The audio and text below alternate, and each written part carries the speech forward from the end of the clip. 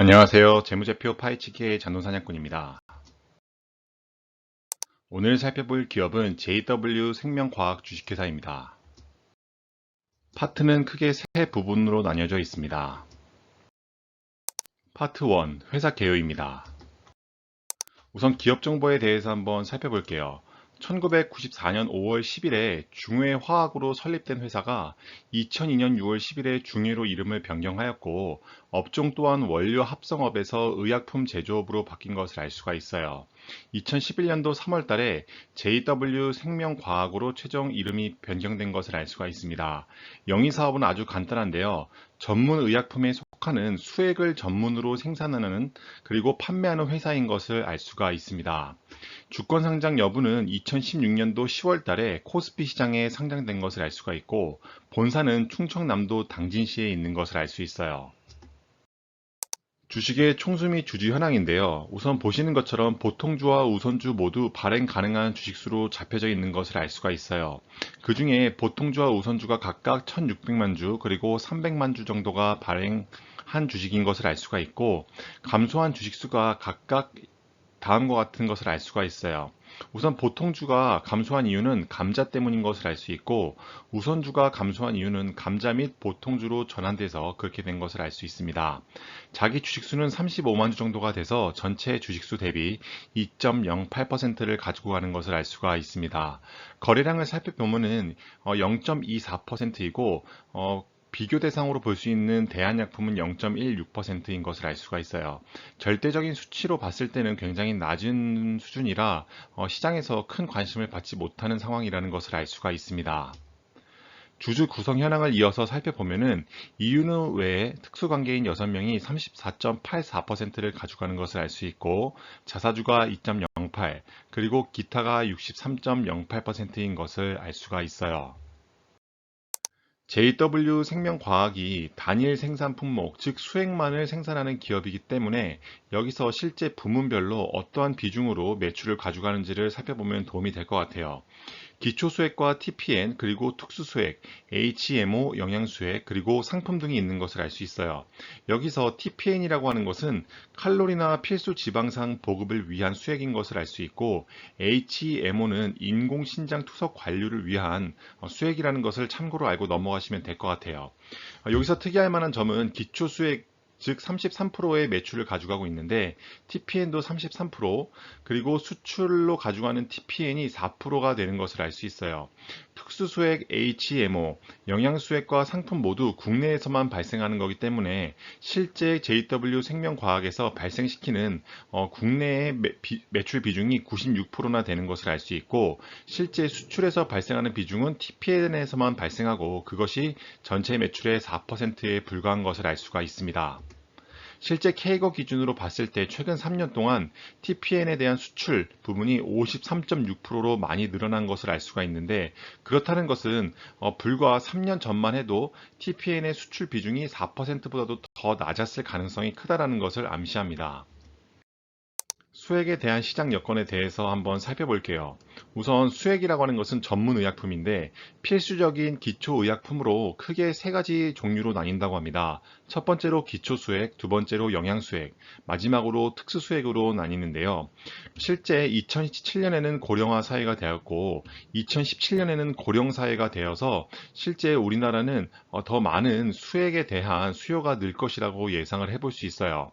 실제 수액에 대한 수요는 입원 일수 및 병상수 추이와 연관성이 굉장히 높다고 하는데, 우선 입원 일수를 보면은 2012년 2.3일에서 2016년 2.8일로 연평균 4%의 성장률을 기록하고 있으며, 병상수에 관련해서는 2012년 53만 개였던 것이 2016년도에는 66만 2천 개로 해당 기간 동안 23%의 증가를 보였기 때문에 이렇게 입원 일수와 병상수 추이가 연관이 높은 수액제에 대한 수요는 지속적으로 늘어날 것이라고 예상은 해볼 수 있을 것 같아요.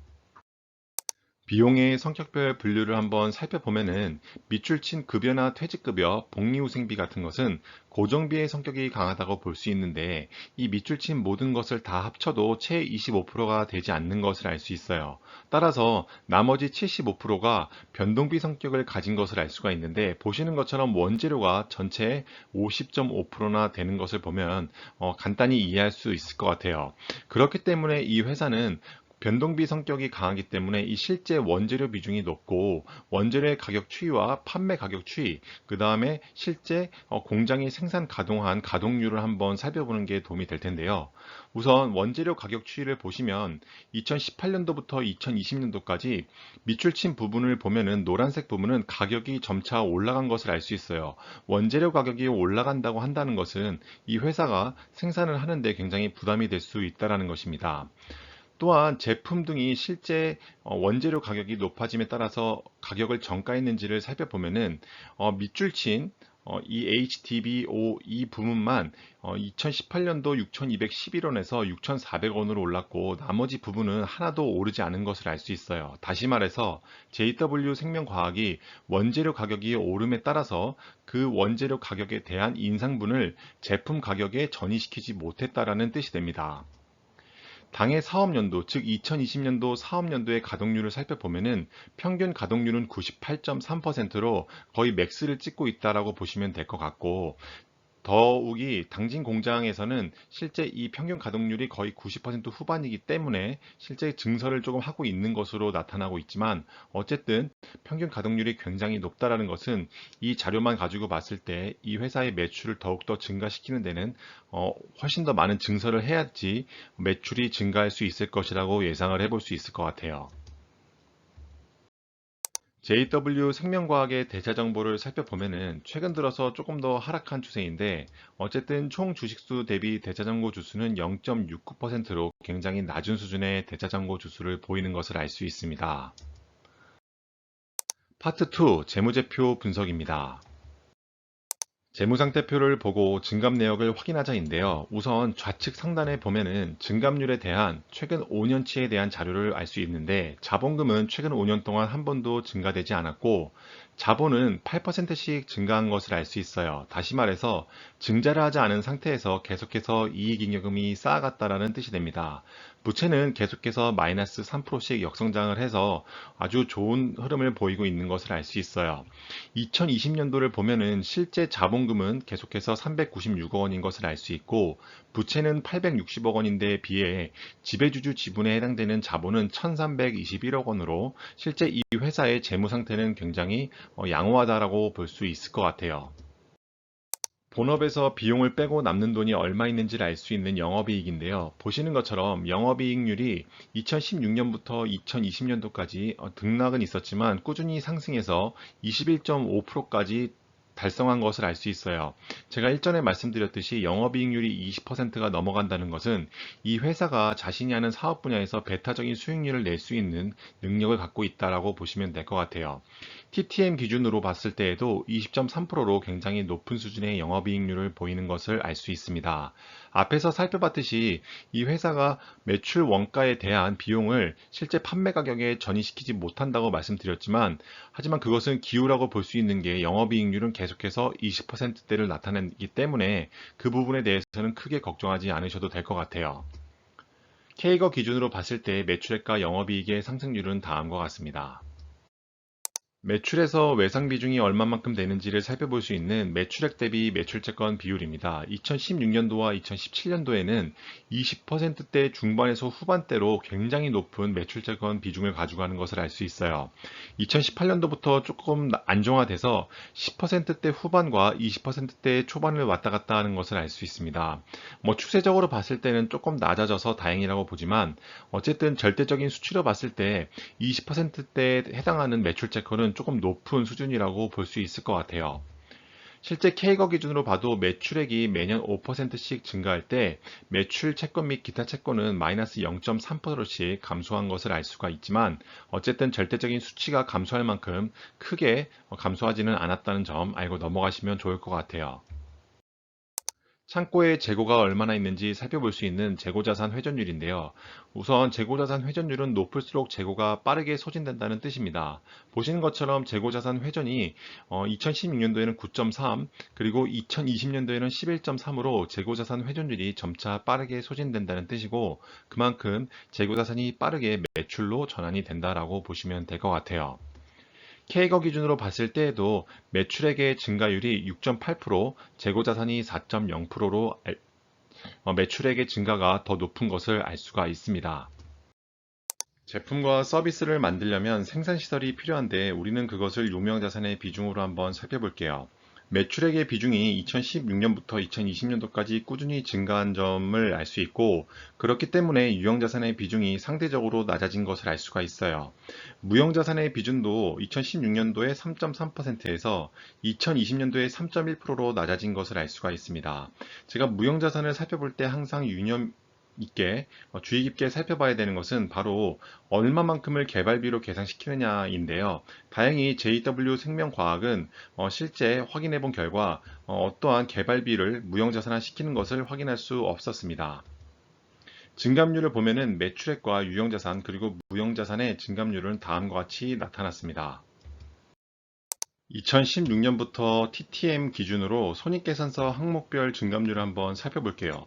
보시는 것처럼 매출액은 매년 4.9%씩 성장할 때 매출 원가는 3.5%씩 성장해서 매출 총이익은 8.4%의 성장을 보인 것을 알 수 있고, 판관비는 7.9% 성장해서 영업이익은 총 8.7%씩 매년 성장한 것을 알 수 있습니다.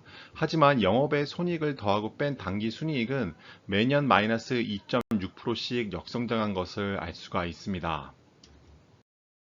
회사가 창출한 연금을 주주에게 나눠주는 배당 성향 및 배당 현황입니다. 보시는 것처럼 2016년도에는 주당 배당금이 300원이었는데 그 이후로는 2017년도부터 20년도까지 주당 500원의 배당금을 제공한 것을 알 수가 있어요.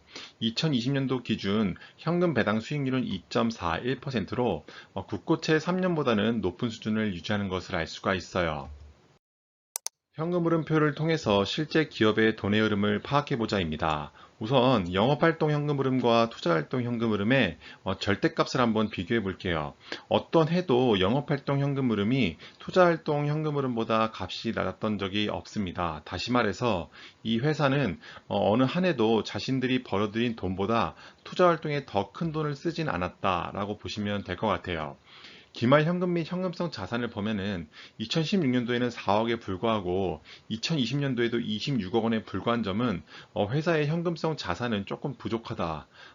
이 회사가 투자한 투자 자산을 얼마나 빠르게 현금화 시켜서 현금성 자산이 필요할 때 쓸 수 있을지가 관건이라고 볼 수 있겠습니다. 영업, 투자, 재무활동, 현금 흐름 및 현금성 자산의 추이를 보면 다음과 같은데요. 영업활동 현금 흐름은 최근 5년 동안 23%의 성장을, 투자활동 현금 흐름은 26%, 재무활동도 26%, 기말 현금 및 현금성 자산은 47%의 성장을 보인 것을 알 수가 있습니다. 실제 회사 통장에 얼마가 들어왔는지를 살펴볼 수 있는 영업활동 현금 흐름인데요. 우리는 그것을 당기순이익과의 비교를 통해서 명확하게 하고자 합니다. 보시는 것처럼 2016년부터 최근 4분기까지를 통틀어서 어떤 한 해도 영업활동 현금 흐름이 당기순이익보다 작았던 적이 없어요. 2020년도를 예로 보면은 실제 당기순이익이 169억 원 발생했을 때 영업활동 현금 흐름은 455억 원으로 훨씬 더 양호한 수준을 보였다는 것을 알 수가 있어요. 최근 TTM 기준으로 봐도 당기순이익이 130억 원에 불과하지만 영업활동 현금 흐름은 483억 원으로 일부 상승한 것을 알 수가 있습니다. 좌측 상단의 K거 기준으로 봐도 영업활동 현금 흐름이 당기순이익보다 성장성이 더 좋다라는 것을 알 수가 있고, 이 최근 5년 동안의 JW 생명과학의 주가 흐름을 살펴보면은 매년 5%씩 성장한 것을 참고로 알고 넘어가시면 좋을 것 같아요. 재무상태표 자산의 변동이 생길 때 살펴보는 투자활동 현금 흐름인데요. 우리는 그것을 잉여 현금 흐름을 통해서 한번 살펴보고자 합니다. 2020년도와 TTM을 한번 비교해 볼게요. 영업활동 현금 흐름은 455억 원에서 483억 원으로 증가했고, 캐펙스 또한 147억 원에서 261억 원으로 증가한 것을 알 수 있어요.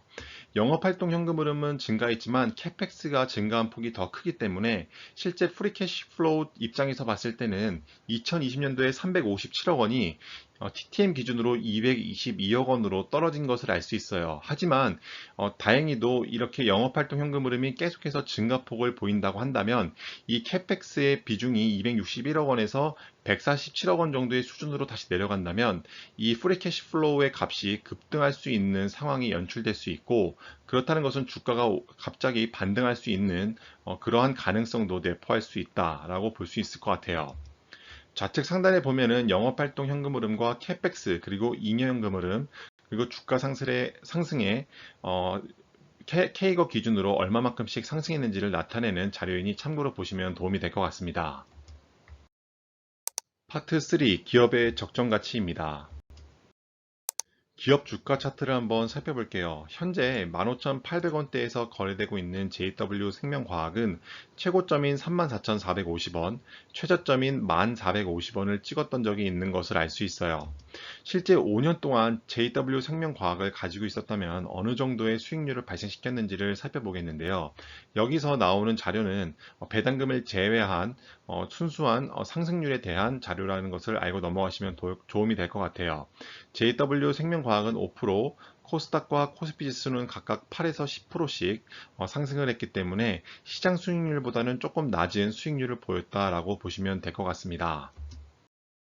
우리가 찾고 투자하려는 회사는 A사 분면과 B사 분면에 속한 회사라는 점을 누차 말씀드렸습니다. 자산과 부채, 자본을 영업 성격과 비영업 성격으로 나누는 기준은 아래와 같고요. 실제 2018년도부터 2020년도까지 JW 생명과학의 자산, 부채, 자본을 영업 성격과 비영업 성격으로 나누면 다음과 같습니다. 영업 성격의 순자산이 1,430억 원이었는데 그 중에 당기순이익이 158억을 발생시켜서 ROE는 11.05%가 된 것을 알 수 있고, 19년도에는 14.72, 그 다음에 2020년도에는 10.72%를 발생시킨 것을 알 수 있어요. 2020년도 기준으로 비영업 성격의 순자산은 마이너스 256억 원이기 때문에 이 회사의 비영업 성격의 자산은 그렇게 크지 않다라는 것을 알 수가 있습니다. 그렇기 때문에 JW 생명과학이 어떤 사분면에 속하는지를 살펴보면은 유보금은 많지 않고 ROE는 적당하기 때문에 B의 중간쯤, B사분면의 중간쯤 어딘가에 위치한다고 볼 수 있을 것 같습니다. 기업의 적정 주가인데요. 사경인 회계사의 S림 방식으로 계산한 가격인데 현재 주가는 15,800원인 점을 고려하고 보시면 될 것 같아요. 2019년도 18.92%의 ROE를 발생시켰을 때의 적정 주가는 19,602원인 것을 알 수 있고, 5년 평균인 16.4이라면 17,000원, 2021년도 예상인 14%의 ROE를 대입해 본다면 적정 주가는 14,000원으로 현재 주가보다 조금 더 적정 주가가 낮은 것을 알 수가 있습니다. 오늘의 결론입니다. S림 기준으로 고평가 구간에 있는 JW 생명과학은 최근 4년간 주당 배당액이 균일했다는 점과 2% 수준의 배당을 보였다는 점을 알고 넘어가시면 좋을 것 같아요. 성장성을 보면은 최근 5년 동안 캐펙스가 12%씩 성장했다는 점, 하지만 매출의 96%가량이 국내에서 발생했기 때문에 해외 시장 개척을 통해서 매출 자체의 파이를 늘려야지 기업의 성장이 더욱더 가속화될 수 있다고 보여집니다. 수익성을 보면은 영업 성격으로 ROE가 19년도에는 14.72%, 20년도에는 10.72%로 전년도보다 조금은 안 좋아졌다는 점은 아쉬운데요. 캐펙스 투자로 인한 잉여 현금 흐름은 하향세이지만 영업활동 현금 흐름이 꾸준히 상승해 준다면 이 잉여 현금 흐름도 다시 반등해서 주가의 상승에 재료가 될 수 있을 것이라고 보여집니다. 재무 건전성을 보면은 현금성 자산은 26억 원밖에 안 되고 청산시에는 마이너스 256억 원으로 그렇게 여유롭지는 않다라고 보여집니다. 종합 의견입니다. 내수 중심에서 벗어나 해외 비중을 확대해야 주가는 레벨업 할 수 있다라고 보여지고요. 현재 그 투자 여부에 대해서는 감사 의견에 대해서 적정을 받고 난 후에 해도 늦지 않다라고 보여집니다. 지금까지 영상을 봐주셔서 감사드리며 다음 시간에는 더 좋은 기업 분석 영상으로 찾아뵙도록 하겠습니다. 감사합니다.